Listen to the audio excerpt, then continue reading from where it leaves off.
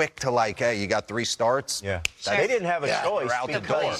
because so many of their starters are injured. Yeah. Justin Verlander. They had to give these. They had to figure it out. They've done all this without, to your point, Lauren, without month, Kyle hasn't it? Tucker. Kyle Tucker has hardly played the month of June. You knew he was going to be down a while, and that ball fouled off his shin. That was a bad one. I also think, too, when you look at the line. Thing from the trade deadline. Good morning to you. July 30th at 6 p.m. Eastern time in the National League. So tough to predict. I feel like it's becoming a little bit clearer. Still about 3 weeks to go. The Diamondbacks fall in that category of a bubble team, and I find it interesting because they're getting healthy, right? Zach Gallen's coming back. Merrill Kelly says August Erod. On paper right now, obviously that would be huge for them. They are 41-43, a couple games under, 2.5 out. So right now they are on that bubble. They do not want to be a seller, but if they do sell, it will be a fascinating sale because they have 2 pieces that are huge right now. Christian Walker is a free. They did absolutely everything to improve this offseason, Yes. to your point that they're better on paper than they were a year ago. The guys were breaking down Jonathan India the other day, John, and I said, where could he be moving? The Reds are 4.5 back. Who else is coveted on that roster?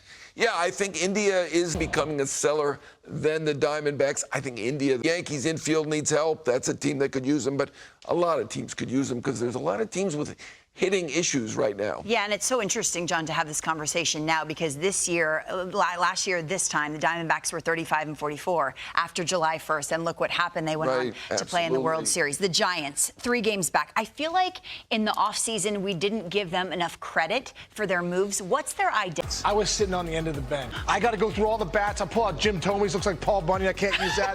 I got a knock in the Frank show. Porco. Everyone who never believed. In the books, It's my Deadline is exactly 28 days away. Who's counting, right? Certain teams need to head in the right direction so they don't have to face the fate of selling off pieces. Detroit looking for a little bit of a spark, and the wild card getting out of reach. I have an idea. Give the ball to Tarek Skubal. Masterful for the Tigers this year in Minnesota.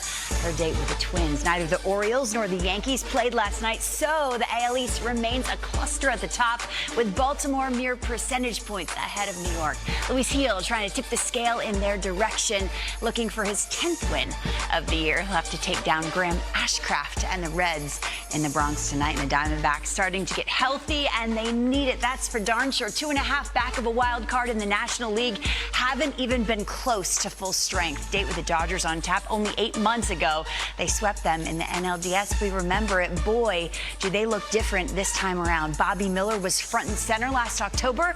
Gets the ball for LA at 10:10 Eastern time tonight. Now it's time for Mic Drops presented by Sport Clips. Power forever, hits for average. Jonathan, there's the young pitchers turning on MLB Network and hearing a comp for themselves. I just feel like that's a cool moment for them. So thanks for that, Jonathan Mayo, senior writer, MLB Pipeline. We appreciate it, and we will see you in the Futures game in just a few short weeks in Arlington, Texas. We will excited the Major League Baseball draft now just under 2 weeks away. Can you stand it? It's an unforgettable event for prospects around the country, making the transition from amateur ball to their professional careers, a journey they've dreamt of probably their entire life. This year's draft should be especially memorable for Wake Forest. The record for first-round picks selected from one school in a single year is 3. It's a mark that in this year's draft, the Demon Deacons are poised to match and possibly even surpass.